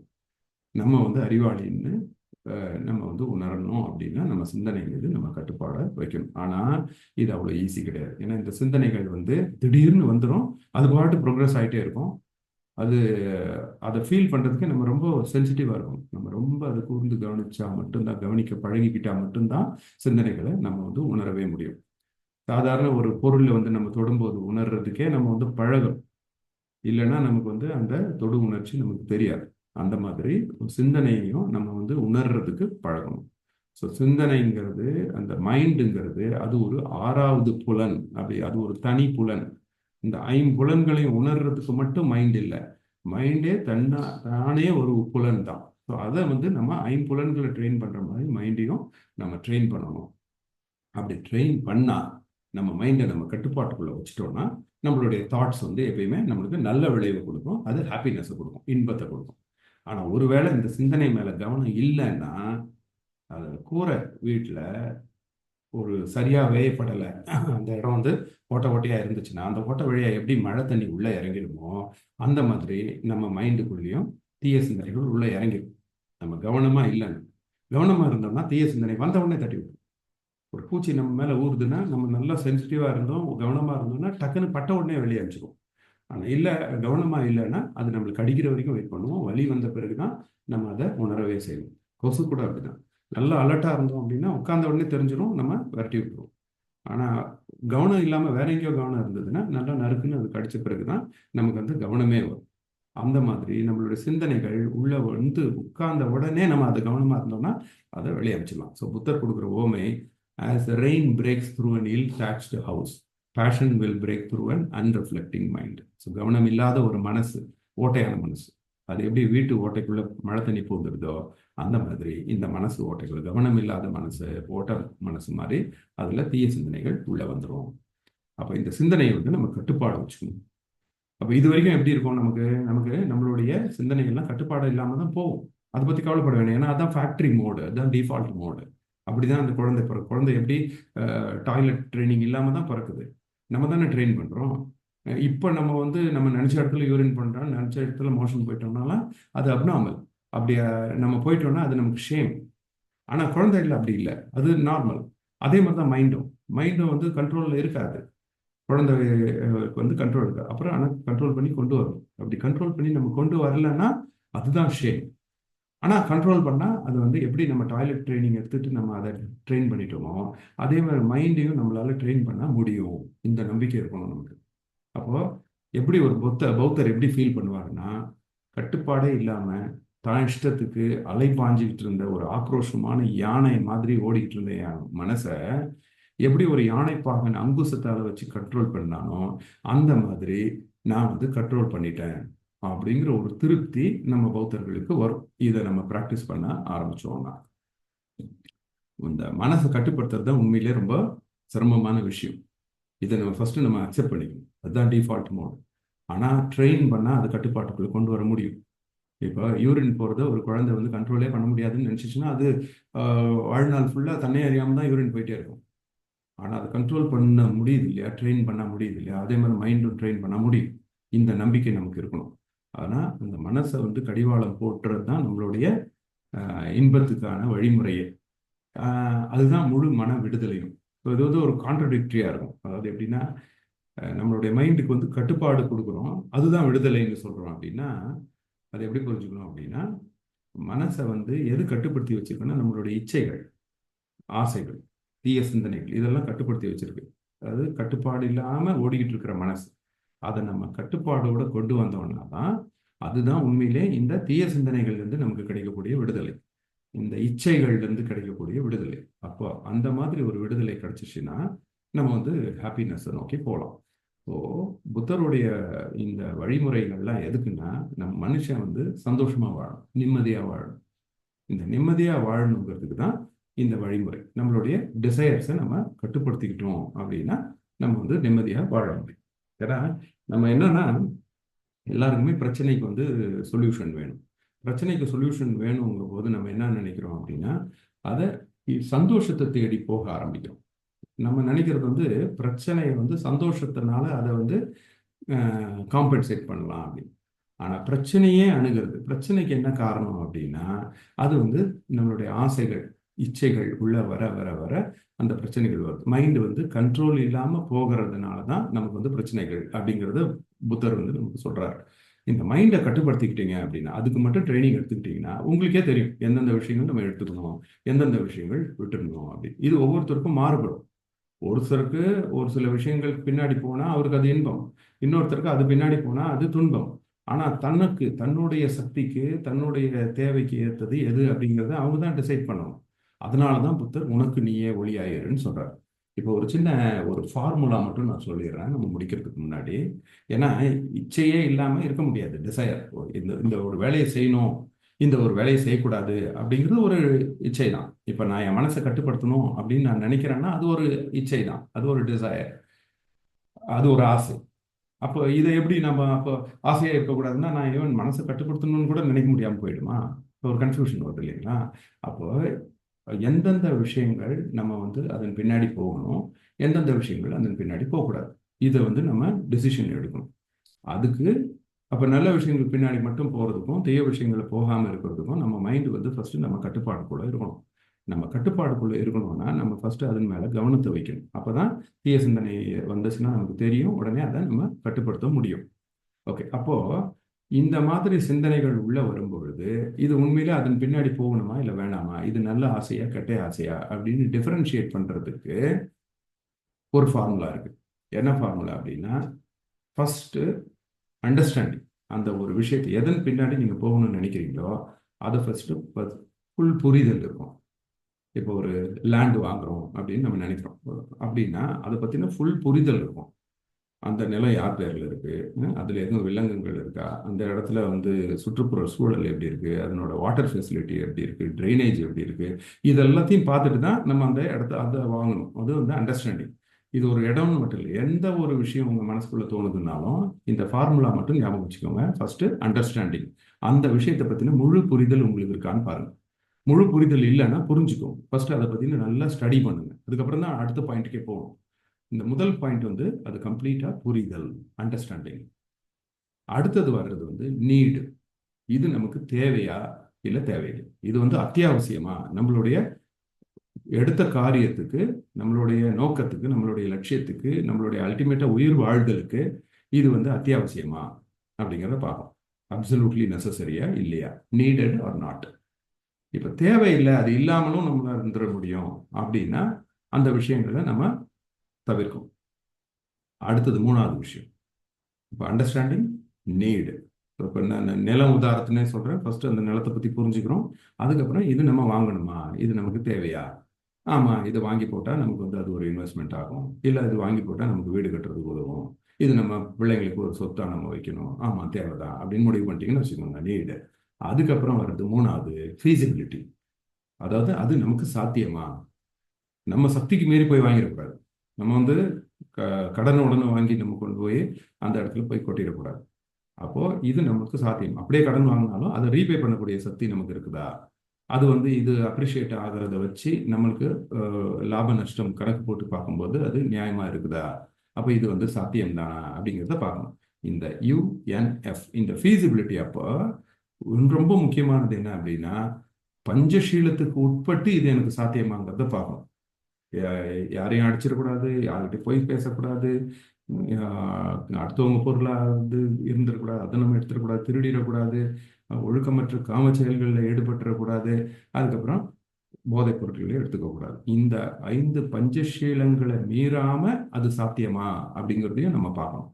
இப்படி நம்ம யோசிச்சு ஒரு முடிவை எடுத்துட்டோம் அப்படின்னா அந்த விஷயம் நல்ல விஷயம். அது வந்து நீங்க அதன் பின்னாடி போகலாம். இது யுஎன்எஃப், இது அப்படியே எப்பயுமே ஞாபகம் வச்சுக்குவோம். இந்த அண்டர்ஸ்டாண்டிங், நீடு, ஃபீசிபிலிட்டி, இது 3ஐயும் வச்சுட்டோம்னா இந்த வேலையை நம்ம செய்யலாமா வேணாமான்னு முடிவு பண்ணணும். இது வந்து ஸ்டெப் 1. ஸ்டெப் 2 என்னன்னா, இது ஒன்ஸ் இதை முடிவு பண்ண பிறகு ஒரு நிமிஷம் கண்ணை மூடி நம்ம எடுத்த முடிவை நம்ம மனசுக்குள்ள ஃபீல் பண்ண ஆரம்பிச்சோம்னா, எந்த ஒரு பதட்டமும் இல்லாம மைண்டு காமா சந்தோஷமா அந்த முடிவை அக்செப்ட் பண்ணிக்குது அப்படின்னா அது நல்ல முடிவு. நம்ம மைண்டு வந்து அப்படிதான் இருக்கு. நமக்கு டிஃபால்ட் மோடு ஒன்று இருக்கு உடம்புல, ஒவ்வொரு உயிரினத்துக்கும். அது எங்கெல்லாம் ஆபத்தை சந்திக்குதோ அங்க படபடப்பு வரும். எங்கெல்லாம் அதுக்கு வந்து சேஃப்டி அண்ட் செக்யூரிட்டி இருக்கோ அங்க அது நிதானமா இருக்கும். இந்த விஷயத்த நம்ம எடுத்த முடிவை நம்ம அதுக்குள்ள போட்டுக்கலாம். நம்ம எடுத்த முடிவு வந்து நமக்கு ஒரு பதட்டத்தை கொடுக்குது அப்படின்னா திருப்பி நம்ம அதை ரீஎவாலுவேட் பண்ணணும். திருப்பி அதனோட ஃபர்ஸ்ட் புரிஞ்சுக்கணும், அது தேவையா இல்லையான்னு பார்க்கணும், அது சாத்தியமா இல்லையான்னு பார்க்கணும், அதுக்கப்புறம் தான் அந்த முடிவை எடுக்கணும். இதை எப்படி நம்ம வந்து ஒவ்வொரு விஷயத்துக்கும் இப்படி போட்டு யோசிச்சுட்டு இருந்தா நம்ம எந்த காலத்துல முடிவு எடுக்கிறது அப்படின்னா, பை ப்ராக்டிஸ். நடக்கிறதுக்கு 2 வருஷம் ஆச்சு, ஆனா இப்ப எந்திரிச்சு நடக்கிறது 2 செகண்ட் கூட ஆகல எந்திரிச்சு நடத்தோம். எப்படி அது சாத்தியமாச்சு? By training, by practice. அந்த மாதிரி பௌத்த வாழ்வியலையும் நம்ம ப்ராக்டிஸ் பண்றதன் மூலம் நமக்கு வரும். இந்த மனசு கட்டுப்பாடு மேல யாருக்கு நம்பிக்கை இல்லைன்னா அவனுக்கு வந்து தம்மத்தை புரிஞ்சுக்கலன்னு அர்த்தம். மனம் வந்து ஒரு ஒரு விஷயத்த டிசிஷன் எடுக்கிறோம்னா அங்க வந்து அமைதி இல்லாம இருக்கு அப்படின்னா அந்த விஷயத்த செய்யக்கூடாது. அதுதான் அறிவு. இப்ப இந்த உண்மையான தம்மம்ங்கிறது என்ன அப்படின்னா, மனசு கட்டுப்பாடு இருந்தா நம்ம வந்து ஒரு டிசிஷனை ப்ராப்பரா எடுக்க முடியும். நம்ம மைண்டை நம்ம கண்ட்ரோல்ல வச்சுக்கிறது தான் பௌத்த வாழ்வியல். யார் புரிஞ்சுக்கிறாங்களோ அவங்க தம்மத்தை புரிஞ்சுக்கிட்டாங்கன்னு அர்த்தம். ஆனா மைண்ட் மட்டும் கண்ட்ரோல்ல இல்லைன்னு வச்சுக்கோங்க, எப்படி ஒரு எனிமி நம்ம மேல வந்து ஒரு தாக்குதலை ஏற்படுத்துவானோ அதை விட மோசமான தீங்கை வந்து கட்டுப்பாட்டு இல்லாத மனசு நமக்கு உருவாக்கிடும். எவ்வளோ அதுதான் எனிமியே. நம்மளுடைய பகைவன்னா எதுன்னா நம்மளுடைய கட்டுப்பாடு இல்லாத மனம் தான். ஆனா கட்டுப்பாடு உள்ள மனம் எப்படின்னா, நமக்கு நம்மளுடைய அப்பா அம்மா எப்படி நமக்கு ஹெல்ப் பண்ணுவாங்களோ, எப்படி நம்மளுடைய க்ளோஸ் ரிலேட்டிவ்ஸ் நமக்கு ஹெல்ப் பண்ணுவாங்கன்னு நினைக்கிறோமோ, அதை விட அதிகமா ஒரு கட்டுப்பாடு உள்ள இருக்கிற மனசு நமக்கு ஹெல்ப் பண்ணும். இந்த புரிதல் வந்து பௌத்த வாழ்வியல். இதை நம்ம புரிஞ்சுக்கிட்டோம் அப்படின்னா நம்ம வந்து பௌத்த வாழ்வியல்ல போயிட்டு இருக்கிறோம்னு அர்த்தம். பட் இதெல்லாம் உடனடியா வந்துடாது. இந்த பாதையை வந்து நம்ம பை ப்ராக்டிஸ் தான். இப்போ திரும்பி நான் இதுதான் என்னோட க்ளோசிங். இந்த பௌத்த வாழ்வியலை பற்றி பேசும்போது நான் கடைசி ஸ்லைடாக இதுதான் ஒவ்வொரு வாரமும் போட்டுட்டு வரேன்.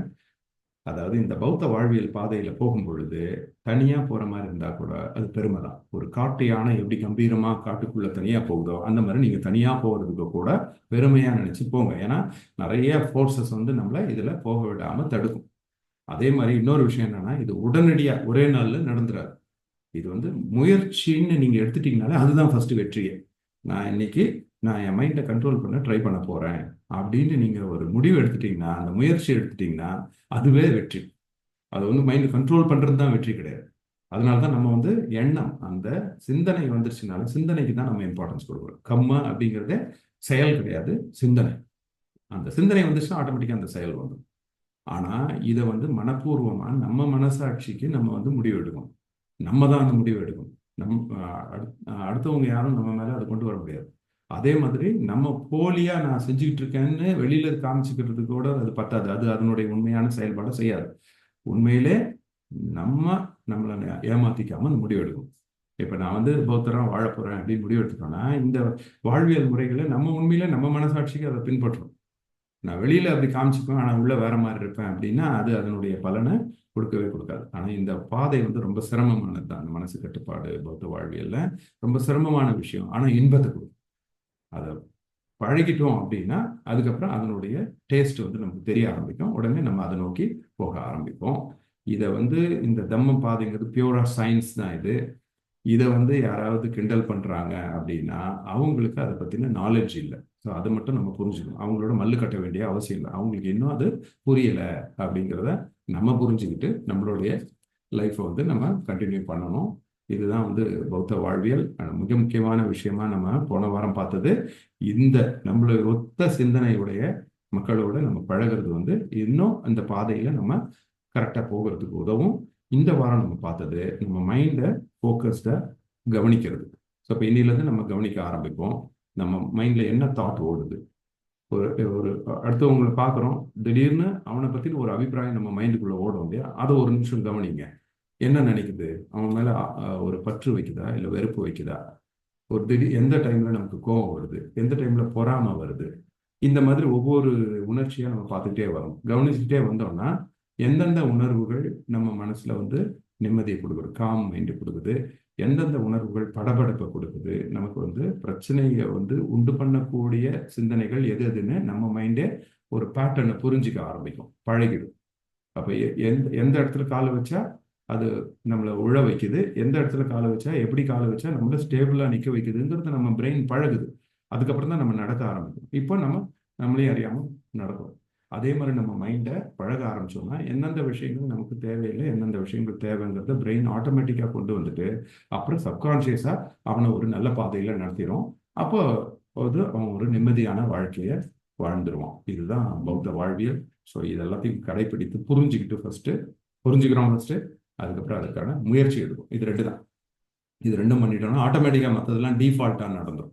டிஃபால்ட் மோடு எப்படி நமக்கு சுவாசம் போதும், எப்படி நம்ம நினச்சா சாப்பிட்டுக்கிட்டு இருக்கோமோ மென்னுட்டு இருக்கோமோ, எப்படி நினச்ச உடனே நடந்துடுறோமோ அந்த மாதிரி மைண்டும் நம்மளுடைய கண்ட்ரோலில் இருக்கும். அது டிஃபால்ட்டாக நம்மளையும் அறியாமல் நம்ம வந்து சரியானபடி நம்ம மைண்டை வச்சுக்கக்கூடிய ஒரு சூழல் ஏற்பட்டுரும். அதுதான் பௌத்த வாழ்வியல். இந்த பௌத்த பாதையில் நம்ம கம்பீரமாக நடப்போம் அப்படின்னு சொல்லிட்டு இந்த எண் வழி மார்க்கத்தை நம்ம விடைவிடாமல் கடைபிடிக்கணும் அப்படிங்கிற ஒரு உறுதியோட நம்ம இந்த வாரத்தை நிறைவு செய்வோம். அடுத்த வாரம் நம்ம வந்து விழிப்புணர்வு, அக்கறை அண்ட் துணிவு அந்த டாபிக் நம்ம போகிறோம். அதோட நமக்கு வந்து இன்னும் 5 டாபிக் இருக்கு, 8 டாபிக் நம்ம முடிச்சிருக்கிறோம். ஜெய்பீம், நமக்கு